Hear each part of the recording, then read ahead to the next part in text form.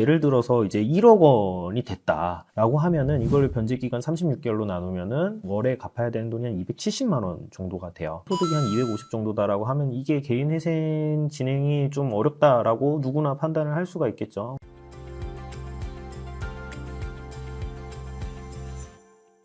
안녕하세요. 개인회생 길잡이 김우찬 변호사입니다. 오늘은 개인회생을 진행하기에 앞서서 좀 카드를 사용하는 부분에 대해서 이야기를 나눠볼까 하는데요. 개인회생을 준비하는 채무자 입장에서는 당연히 개인회생을 해서 내가 탕감을 받을 것이기 때문에 카드를 좀 자유롭게 한번 원 없이 쓰고 개인회생 진행을 하면 좋지 않을까라는 유혹에 빠질 수밖에 없어요. 사실은 법원 입장에서도 그런 유혹을 다 알고 있죠. 그렇기 때문에 채무자가 개인회생을 앞두고 카드를 막 사용한 경우에는 그런 내역들은 굉장히 소상히 살펴보고 꼼꼼히 봐서 필요한 경우에는 요거에 대해서 소명을 하라라고 보전 권고가 나오거든요. 내가 카드를 사용을 해서 경우에 따라서 사치품을 구입을 한다든가 혹은 카드론 대출을 받아가지고 대출금 받아서 도박에 사용을 한다든가 이런 경우는 당연히 이게 개인회생을 통해서 보호를 해주면 안 되겠죠. 이런 경우는 당연히 청산가치에 반영이 되고요. 원칙적으로 보면은 요거는 이제 개인회생 기각 사유인데 실무적으로는 그렇게까지 하지는 않는 것 같아요. 여기에 더해서 소명이 안 되는 경우가 있어요. 그러니까 소명이 안 된다는 거는 이제 내가 쓰긴 썼는데 어디에 썼는지 입증을 할 수가 없는 경우예요. 그래서 카드론 대출 받아가지고 현금으로 뽑았다. 어디 썼는지 모르겠다도 있을 수 있고 소명을 할 필요가 없는 경우도 있겠죠. 그러니까 실질적으로 도박에 쓰거나 스포츠 토토에 쓴 게 너무 명확하다.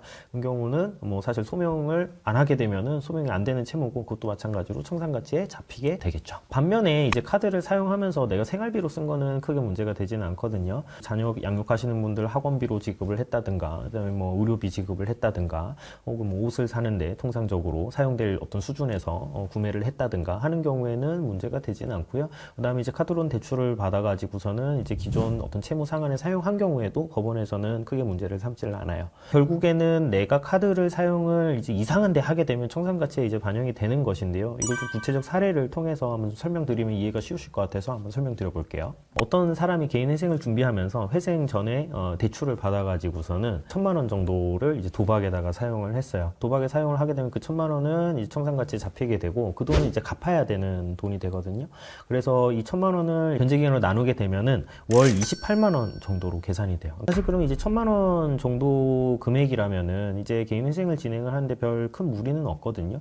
근데 이게 예를 들어서 이제 1억 원이 됐다라고 하면은 이걸 변제기간 36개월로 나누면은 월에 갚아야 되는 돈이 한 270만 원 정도가 돼요. 그렇다면은 이제 이 사람이 소득이 굉장히 크고 그러면 개인회생을 진행하는데 문제는 없겠지만 개인 소득이 한 250 정도다라고 하면 이게 개인회생 진행이 좀 어렵다라고 누구나 판단을 할 수가 있겠죠. 그렇게 되면은 이제 회생 자체가 기각이 될 수가 있어요. 이런 경우는 사실 어떻게 돌파를 해야 되느냐, 변제기간 일단 늘려야 되고요. 늘려도 조금 부족한 경우에는 일단 내가 생활비를 조금 깎고 열심히 성실하게 변제 잘 하겠습니다라는 어떤 그런 의지를 비법적인 영역이긴 하지만은 적극적으로 소명을 하는 수밖에 없어요.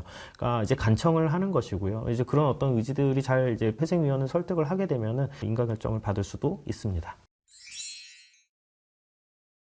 최근 채무를 이제 굉장히 꼼꼼히 살핀다라는 이야기가 많다 보니까 많은 분들이 요거에 대해서 관심이 많으신 것 같아요. 그리고 카드 사용을 내가 어떻게 했는데 이게 좀 문제가 되는 거 아닙니까? 이런 부분이 좀 있는데 이게 마음에 걸려요. 이렇게 이야기를 많이 하시는데요. 이제 정리하면은 아까 말씀드렸듯이 1,000만 원, 2,000만 원 정도의 그 카드 사용이 있고 그런 부분들이 정당하지 않은 소비에 해당한다라고 할지더라도 개인회생을 진행을 하는 데 있어서 큰 영향은 없어요.